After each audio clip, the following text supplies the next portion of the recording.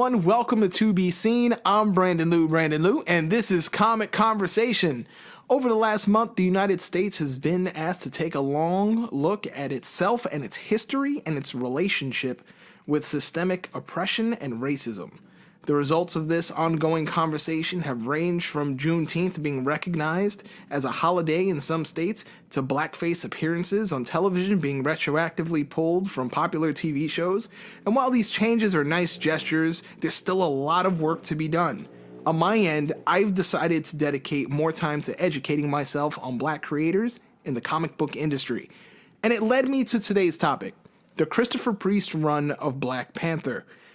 I've been meaning to read this for a long time. I remember being in high school when Marvel Knights lineup was first announced in 1998.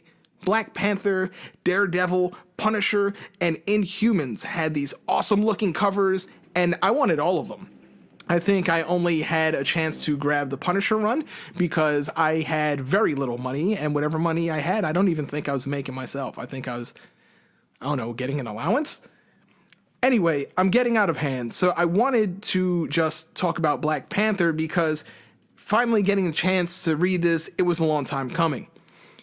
The story features T'Challa coming to New Lots, Brooklyn to investigate the death of a child and bad business practices from a Wakandan-backed nonprofit for children, all while turmoil builds in Wakanda, where natives have conflict with refugees living inside the border.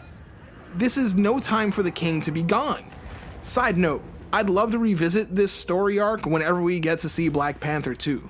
What happened to the political structure of Wakanda when half of their citizens, the king, and key figures of their political structure get snapped by Thanos? Enough of that. Back to the comic. Marvel Knights was a new imprint, an opportunity to get new independent writers with fresh ideas to revitalize the Marvel brand. For Christopher Priest, this meant Black Panther was going to have to be cool. Our reintroduction to T'Challa features him exiting Alexis, accompanied by Nakia and Okoye of the Dora Milaje, or the Adored Ones. They serve as wives in training and also warriors to protect the king. Narrating the story is the much less cool Everett Ross, a United States liaison to T'Challa. Priest's choice to add Ross to the story served to keep an air of mystery around the Panther. We weren't supposed to know what T'Challa was thinking, and T'Challa wasn't going to explain the action to us either. So when we got to see moments like Black Panther taking multiple rounds of bullets without taking damage, or summon a submarine from the New York harbor, or literally punch the devil in the face, we were met with the same shock or excitement that we had. You can't talk about what made this series cool without talking about the artwork from the first 5 issues. Mark Texeira was trying out a new technique where he applied a wash over the inks, which helped create a unique painted look that made Panther really stand out from other books at the time. Unfortunately, this art style led to difficulty meeting deadlines. Throughout the first year, Panther was juggling their art teams. Joe Jusko penciled issues 6 through 8, while Mike Manley handled 9 through 12. Each penciler bringing their own strength, but I do think the lack of consistency hurt my read as I was going on.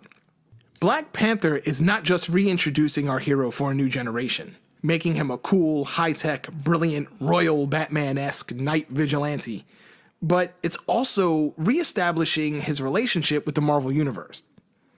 Priest makes it clear that he's aware of Panther's previous status as the Avenger who kind of hung out in the background. When questioned by an enemy why he abandoned his throne to come gallivant with his American teammates, who don't even address him as king, T'Challa reveals his secret truth. Panther joined the Avengers because he did not trust them and was keeping a spying eye on them.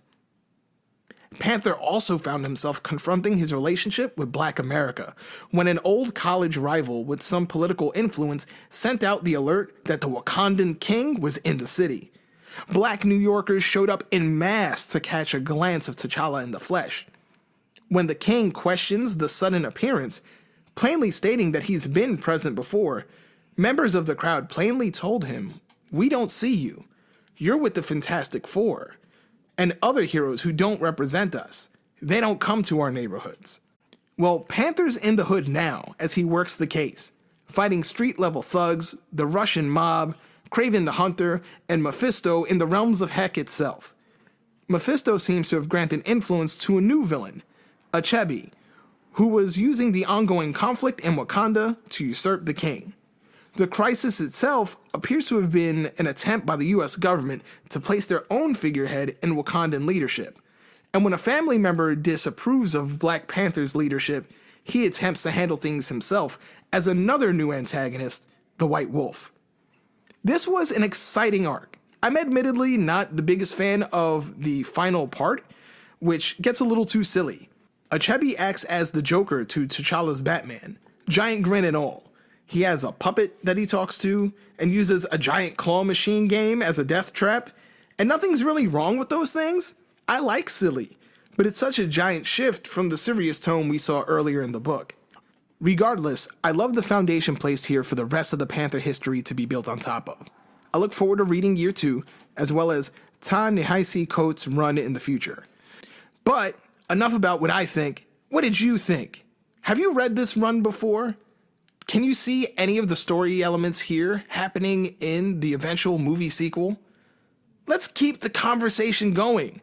Leave your thoughts in the comments. Like, subscribe, share, and hit that little bell to stay up to date with everything going on with To Be Seen. You can reach me directly on Twitter and Instagram at Lewis or Brandon, or you can hit up the Comic Conversation page at Comic Convo, COMICONVO on Twitter. Keep the conversation going. Thanks for listening.